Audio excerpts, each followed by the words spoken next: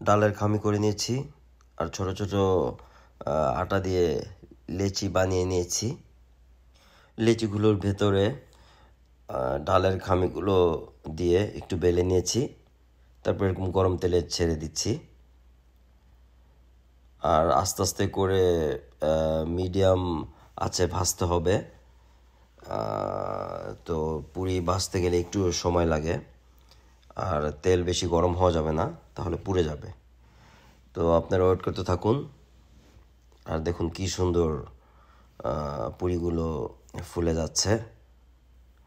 So viewers, আশা করছি এই রেসিপিটা আপনাদের কাছে ভালো লাগবে। তো এটা আপনারা বাসায় অবশ্যই ট্রাই করবেন।